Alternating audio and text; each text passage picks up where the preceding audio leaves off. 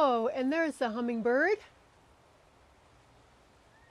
Come back for more. Oh, hello, sweetie. There's plenty there for you. Hi, it's Nell, and welcome to my garden. Today I'm going to be telling you about a plant I am quite close to. That is Bougainvillea. I'm going to be telling you all about how to grow and how to care for this vibrant flowering machine.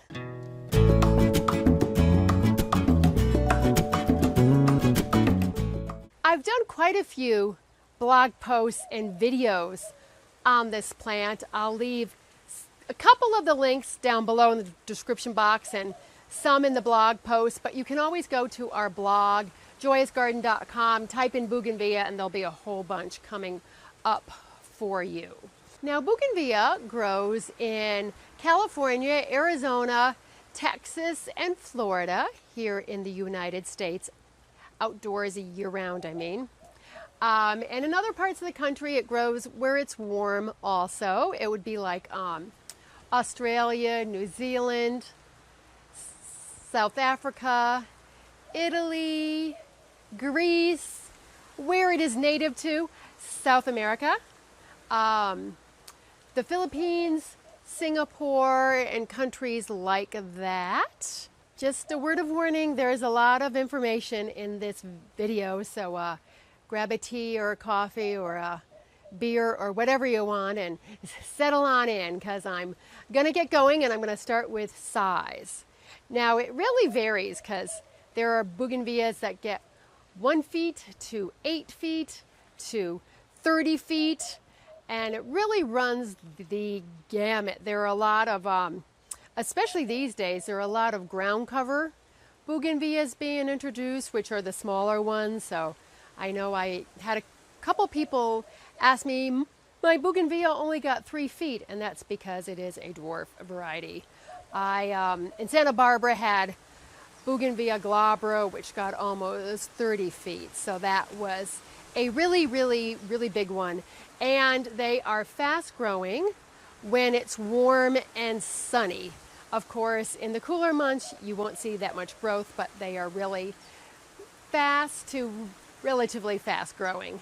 And how you can use it is on a trellis, over an arbor, against a structure like mine is growing here, tree form, hanging baskets, ground cover. You can hedge them. They can be in hanging baskets. They can be in containers. I've seen them bonsai'd. I've also seen them in very interesting shapes outdoors. Where I used to live in Santa Barbara, there I saw one that was in the shape of a swan, and also one that was in the shape of a big basket. Now, in terms of exposure, they need at least 6 hours of sun a day to flower and to flower well. This one gets sun starting these days at 5:30 in the morning. The sun starts to come up, and the sun is on it till at least 2:30. So it gets a lot of sun. My Barbara Karst over there gets even more sun. So if they're in the shade, they don't get as much bloom at all, and they will just be mainly green and spindly and thin. So what you want to do is put them in a warm, sunny place, and that is what they need to put on their big show. This is my California Gold Bougainvillea here. That's just starting to put out a little bit of bloom. It's mainly shaded by the grapefruit tree, so it gets some light, but not that much. It's bright, but I don't mind that because I have 2 Bougainvilleas that put out a huge bloom, so I don't need this one to put out a lot. And I sort of like the airy, ethereal look of this one here. But this is how a Bougainvillea would look more so if it's not getting full sun. Oh, and if you're someplace borderline hardy on the cooler end of the spectrum, you might want to put it against a warm wall because that would help it in those colder times. Which leads us right into hardiness. They are hardy from USDA zones 9B through zone 11. And they're cold hardy to about 25 or 30 degrees Fahrenheit. Some varieties are a little cold hardier than others. Here in Tucson, we had a few evenings that got below 32.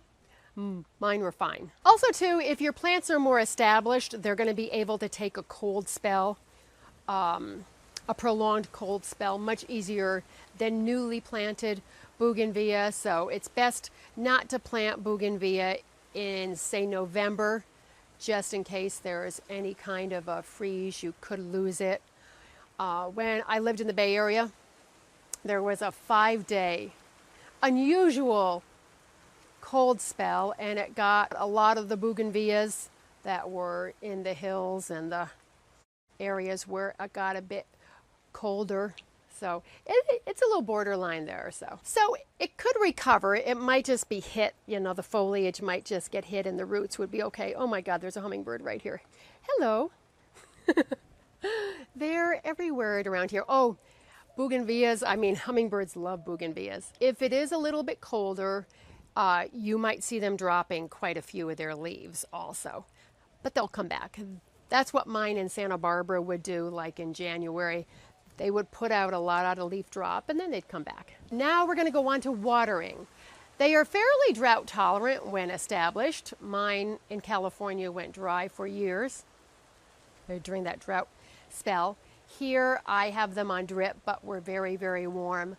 So what is better for an established one is to have more infrequent deep waterings rather than regular shallow waterings. But with any newly planted bougainvillea, you want to be sure you give it enough water so it will establish. And if you water it too much, there are a couple things that can happen. It's going to put out a lot of foliage growth rather than flower growth, and it could rot because they are subject to a few types of root rot. Now, I'm not going to get into soil because this is more of a care video. I think I am going to do a video on planting bougainvillea if anybody wants that, because there is a trick to that. All that I will say is that the soil needs to be well drained, or else it'll be even more subject to that rot I was talking about. So on to fertilizing and feeding. I have planted many bougainvilleas and I've maintained many bougainvilleas, and I have never fertilized any of them. I've just composted. I composted all 4 of them of mine probably around the end of January, and that's what they seem to like. But if you feel the need to fertilize yours, the nursery that I used to work at in Berkeley bought a lot of bougainvilleas, and the grower would always recommend using a palm and a hibiscus fertilizer. Or Dr. Earth makes a really good flower food also. I will leave the links to both of these fertilizers in the blog post for you. And you want to fertilize no more than twice a year, and it would be in the spring and in the summer, and you would follow the instructions on the box. But I recommend composting because that always worked really well for me. Now on to pests. I'm going to tell you the ones that I have seen it with. In spring, in Santa Barbara, I used to get aphids on my bougainvillea, and all I would do is take the garden hose and I would just hose them off. Also, too, I would get the Bougainvillea loppercot caterpillar, which is a very tiny, it's like an inch or an inch and a half, and I had them in brown and like a yellowish green. And they chew the edges of the leaves, but I just let them be. Oh, and they would usually appear around July, and I would just leave them be, because that bougainvillea of mine, my Bougainvillea glabra, was so big that unless you got up and you knew that they were there, you wouldn't even know it. And I prefer not to spray if I don't have to. But there is a spray that is reportedly non-toxic to all the beneficial insects also, and that is BT. So that works on caterpillars. The only thing is there tend to be so many of them. They're under the leaves, they feed at night, and can be a little bit tough to spray. So I just say, eh. And I also had them here in Tucson also. Okay, I'm gonna focus on the flower here. I don't know if you can see, there's some big like half circles, almost circles taken out of the bracts there. You know, these are actually bracts. They're colored leaves. And that is from a leaf cutter bee. And again, I just leave them be. They are beneficial pollinators. So they just sort of come and go, and they move really fast, and they don't stick around for too long. So I say, okay. As long as you're not destroying the whole plant, it's okay. Oh, I just recently did a series about pests, and so I will leave the link to aphids, that video down below. You know, the description box is going to be like this long with other things in it. But aphids I find are really easy to control just with a garden hose. That's my method. So now we're going to move on to training and support. Bougainvillea, these taller ones, are very strong, so you need a strong support, and you also need strong ties, and you want to make sure you anchor them really well if you're doing them over an arbor, over a trellis, something like that. And the lower growing varieties you can train into hedges really, really well, and you can also use them as ground covers, train them that way. It's a little bit harder with these tall ones to keep them on the smaller side. This one here of mine I gave a really good pruning to in January, so I will leave the link to that down below so you can see what I did to this one here, this rainbow gold. I'll just give you an idea of how this one looks. It's a little bit bare down at the bottom. That's the Asiatic jasmine all growing down there. And then it gets fuller at the top, and I need to do a pruning on this one again, but it's a lot thinner and a lot more interesting than it used to be. It was all blocking the window and going into the grapefruit tree and over the path, and now it's a nice form. And in Santa Barbara, I trained my Barbara karst into an umbrella-like tree. So pruning I'm not going to get into too much because I've done quite a few videos about that, and I'm probably going to do another video about what I'm going to do fairly soon to these two Bougainvilleas, but I will just say that they take pruning well. What I usually do is I do a big pruning in January, February, and then I do 2 or 3 lighter prunings throughout the year. And if you pinch the new growth, that also encourages the flowering more densely into the plant rather than all at the ends. So the more you pinch, the fuller and the more floriferous it will be. Oh, and one more thing about pruning that I do want to mention is if you're new to Bougainvillea, be careful because they have thorns. There are some that are almost thornless, I believe. I haven't come across them, but I have heard that. But just be careful because some of the thorns, especially on the ones that get really, really large, can really tear you up. So this is a job that is best not done in a bikini or a Speedo. And also my Bougainvillea glabra in Santa Barbara would get these big water shoots. They're just these like fleshy, big green stems that just go straight up, and you want to cut those off. They don't do anything for the plant. Transplanting, not a good idea. Bougainvilleas are really sensitive when it comes to their roots, and I'm going to go into that more when I do the how to plant Bougainvillea video. All I'll say is that it's a crapshoot if you transplant Bougainvillea, and you might be better off just buying a new one because they grow so fast. Unless, of course, it's 30 feet, but then you probably wouldn't want to transplant a 30-foot Bougainvillea. So I'm trying to figure that one out. And now on to flowering, the big draw of this plant. And yes, it does. It flowers year-round in warm climates. In a climate like this in Tucson, and where I was in Santa Barbara, where it gets a little cool in the winter, not cold by any means, but it'll flower 9 to 10 months out of the year. And I just wanted to point out that these are actually the flowers here, the white part. And that's what the hummingbirds and the butterflies love. These are actually called bracts. They are the colored leaves, so. But we still call them flowers. We call all this flowers, even though technically that is the flower there. And bougainvilleas go through these big color spurts where they put out a lot of color, and then they shed their leaves, and then they put out color again, but they're beautiful, and you really can't beat the show. But the colors they come in are white to yellow, to gold, to pink, to magenta, to a red, to purplish red. About the only color they don't come in is blue.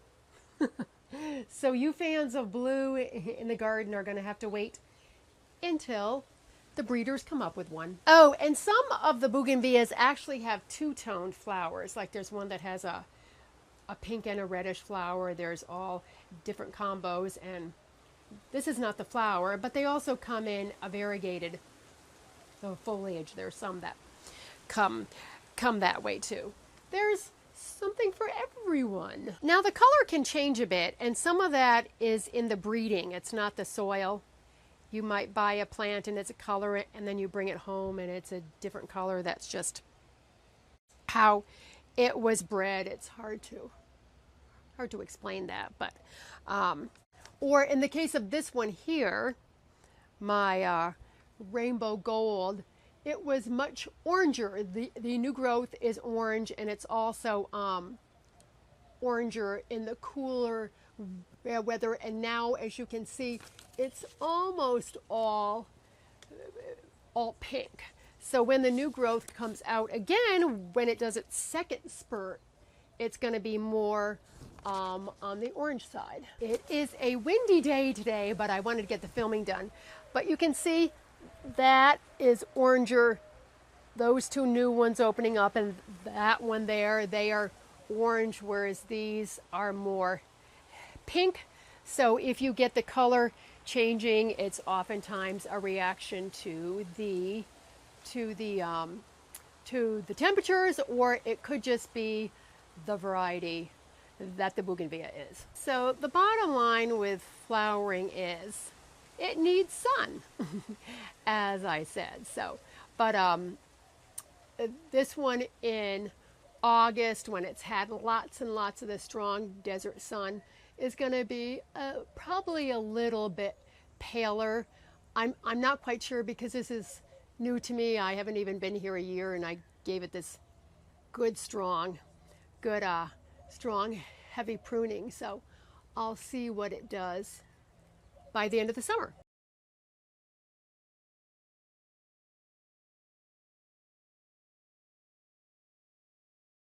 And this is my Bougainvillea barbakarst, which is right alongside my driveway. It bloomed and bloomed for like almost 2 months, which I'm going to show you right here. And here's how it looks here. It was doing hardly any blooming when I moved in, so I gave it a really good pruning last September, and it did a little bit of a bloom later on in fall, and then it did this gorgeous bloom, and now it's about to bloom again. So that's what pruning does. It makes the bougainvilleas give you lots and lots of color. So if you want to grow bougainvillea in a container, I would recommend the lower growing varieties because they're not going to need as big of a pot. Whereas these that get really, really tall, and I have pruned this one, it's going to take a really, really huge pot to do well. And also too, if you're in a cold climate and you want to bring it indoors, it's much easier if it's a smaller plant. So that's about it that I can think of at the moment. If I've forgotten anything, as usual, it'll be in a blog post. I usually do more details over there at joyousgarden.com. It's a pretty easy plant, I think, except it does take maintenance with the pruning and also with sweeping. I sweep a lot, but you know what? It's a beautiful mess, and I don't mind it because it is just a lot of color, and that I like. Oh, by the way, pictures of the Bougainvilleas that I had in Santa Barbara will be in the blog post. So I hope you have found this video about the care of Bougainvillea to be helpful. I thank you for all your likes and your subscribes. I appreciate them. I have more Bougainvillea videos coming your way. As I said, why is mine not flowering, and planting, and I'll probably do a couple more pruning ones. When they'll be posted, I'm not quite sure because I have a lot of videos in the queue, so stay tuned for those. So let's get out in the gardens and make our worlds a more beautiful place. As always, I thank you so much for watching, and I'll catch you in the next video. Bye.